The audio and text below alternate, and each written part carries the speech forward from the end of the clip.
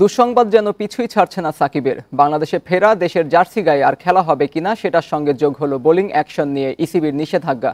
দীর্ঘ এই ক্যারিয়ারে যা এবারই প্রথম।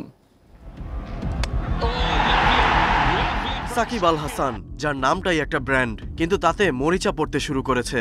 দেশের হয়ে আর কখনো মাঠে ফেরা হবে কিনা কেউ বলতে পারে না। সে শঙ্কার মাঝেই তার বোলিং অ্যাকশন নিয়ে ইসিবির নিষেধাজ্ঞা। সাকিবের ক্যারিয়ারের পরন্ত বেলায় এমন ঘটনা অপ্রত্যাশিত।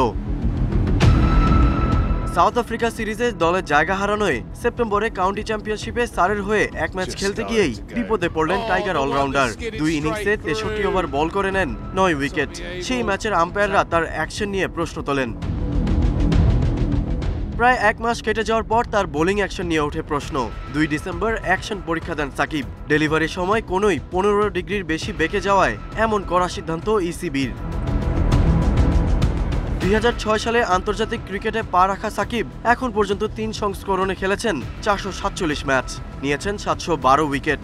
আইপিএল, বিগ ব্যাশ থেকে শুরু করে ফ্র্যাঞ্চাইজি ভিত্তিক টি-20ও খেলছেন দীর্ঘদিন। তাই ইসিবির এমন সিদ্ধান্ত কতটা যৌক্তিক সেটা নিয়ে প্রশ্ন উঠতেই পারে। আইসিসির অলরাউন্ডার লিস্টে বছরের পর বছর শীর্ষে ছিলেন সাবেক বাংলাদেশ অধিনায়ক। তবে কি তার সব অর্জনই অবৈধ বোলিং অ্যাকশনের ফল, নাকি ভুলটা ইংল্যান্ড অ্যান্ড ওয়েলস ক্রিকেট বোর্ডের? ইংল্যান্ডের বাইরে অবশ্য বল করতে বাধা নেই সাকিবের। আর ইসিবির এই নিষেধাজ্ঞা থেকে মুক্তি পেতে সাকিবকে স্বতন্ত্র মূল্যায়ন কেন্দ্রে দিতে হবে অ্যাকশন পরীক্ষা। Galib Hasan, independent news.